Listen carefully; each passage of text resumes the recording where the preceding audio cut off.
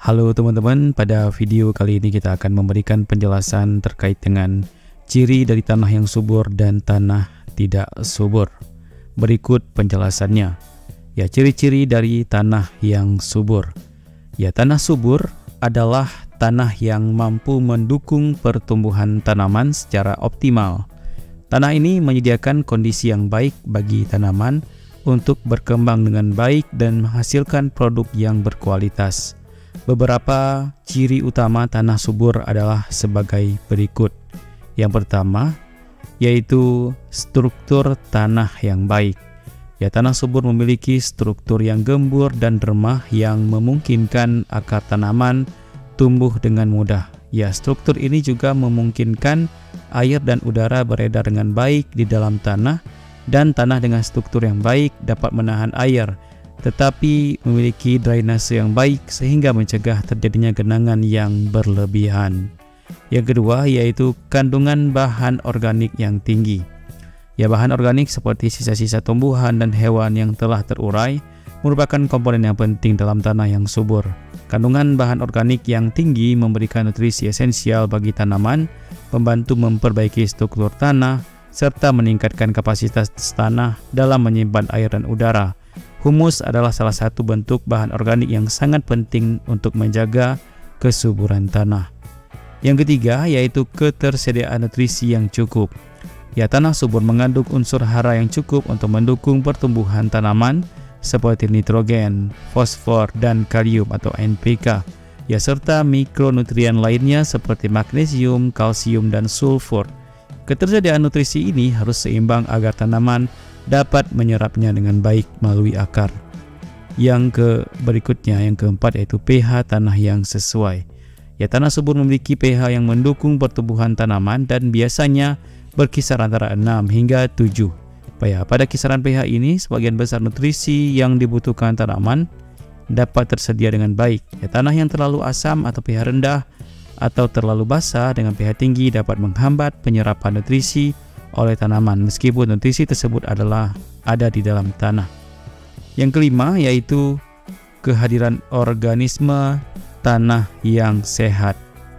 Tanah yang subur biasanya memiliki organisme tanah yang beragam dan sehat seperti cacing tanah, mikroba, dan juga makhluk-makhluk lainnya yang memang biasa hidup di tanah, dan juga jamur. Ya, organisme-organisme ini berperan penting dalam proses dekomposisi bahan organik, sirkulasi nutrisi, dan juga membantu memperbaiki struktur tanah, di mana kehadiran cacing tanah misalnya membantu membuat tanah menjadi lebih gembur dan meningkatkan aerasi tanah. Yang ketujuh, yaitu kapasitas penyimpanan dan mengalirkan air. Ya, tanah yang subur biasanya memiliki kapasitas yang baik untuk menahan air, tetapi tetap memiliki drainase yang cukup untuk mencegah genangan air.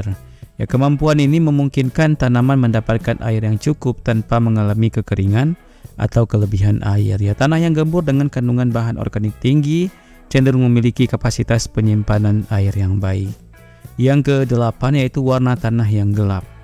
Ya, warna tanah yang lebih gelap seringkali menandakan tingginya kandungan bahan organik dan humus, di mana tanah yang gelap biasanya memiliki struktur yang baik dan mampu menyimpan lebih banyak air yang sangat penting untuk kesuburan tanah. Yang kesembilan, yaitu tekstur yang seimbang. Ya, tanah yang subur biasanya memiliki keseimbangan antara partikel tanah berukuran pasir, debu, dan lempung. Ya, tanah lempung yang sedikit berpasir adalah salah satu contoh tekstur tanah yang baik karena memungkinkan drainase yang baik dan kemampuan menahan air yang cukup. Sebaliknya, ciri-ciri tanah yang tidak subur. Ya, tanah yang tidak subur adalah tanah yang tidak mampu mendukung pertumbuhan tanaman secara optimal, dan tanah ini bisa kekurangan nutrisi dan tidak memiliki struktur yang baik atau memiliki masalah lain yang menghambat perkembangan tanaman. Berikut adalah beberapa ciri dari tanah yang tidak subur. Yang pertama, yaitu struktur tanah yang keras dan padat. Ya, tanah yang tidak subur seringkali memiliki struktur yang keras dan padat yang menghalangi pergerakan akar tanaman, air, dan udara. Ya, tanah yang padat cenderung memiliki drainase yang buruk sehingga air cenderung menggenang di permukaan atau sebaliknya terlalu cepat mengalir tanpa sempat diserap oleh tanaman. Yang kedua yaitu kandungan bahan organik yang rendah. Ya, tanah yang tidak subur biasanya memiliki kandungan bahan organik yang sangat rendah. Akibatnya tanah tersebut tidak mampu menyediakan nutrisi yang cukup untuk tanaman. Selain itu, struktur tanah yang kekurangan bahan organik cenderung menjadi lebih padat dan sulit untuk diolah. Yang ketiga yaitu kekurangan nutrisi. Ya, tanah yang tidak subur umumnya kekurangan unsur hara esensial seperti nitrogen, fosfor, dan kalium serta mikronutrien lainnya. Ya, tanah yang kekurangan nutrisi ini tidak mampu mendukung pertumbuhan tanaman dengan baik sehingga tanaman yang ditanam di atasnya cenderung tumbuh dengan lambat, memiliki daun yang kuning dan menghasilkan hasil panen yang rendah. Yang keempat yaitu pH tanah yang tidak sesuai. Ya, pH tanah yang terlalu rendah atau asam atau terlalu tinggi basa dapat menghambat penyerapan nutrisi oleh tanaman. Ya, meskipun nutrisi tersebut ada di dalam tanah, misalnya pada tanah yang sangat asam pH di bawah 5, tanaman akan kesulitan menyerap fosfor. Sementara pada tanah yang terlalu basah pH di atas 8, beberapa unsur hara mikro menjadi tidak tersedia bagi tanaman. Yang kelima yaitu minimnya kehadiran organisme tanah. Ya, tanah yang tidak subur seringkali tidak memiliki banyak organisme tanah yang sehat. Tanah yang kekurangan mikroba, cacing tanah, dan organisme lainnya tidak dapat mendukung proses dekomposisi bahan organik dan sirkulasi nutrisi dengan baik. Akibatnya tanah tersebut menjadi lebih miskin nutrisi dan kurang mendukung pertumbuhan tanaman. Yang keenam yaitu drainase yang buruk dan terlalu cepat. Ya, tanah yang tidak subur dapat memiliki masalah dengan drainase, baik itu terlalu lambat atau terlalu cepat.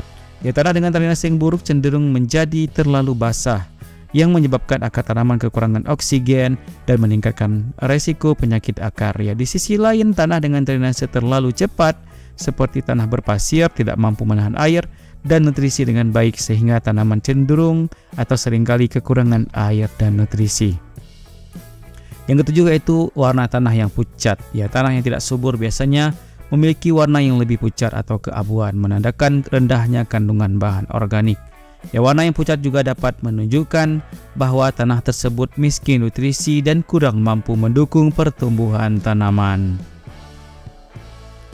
Yang kedelapan yaitu tekstur yang tidak seimbang. Ya, tanah yang terlalu berpasir dan cenderung memiliki drainase yang sangat cepat dan tidak dapat menahan air atau nutrisi dengan baik. Sementara itu, tanah yang terlalu lempung atau liat bisa menjadi sangat padat dan sulit diolah sehingga menghambat pertumbuhan tanaman. Itu yang ke-8.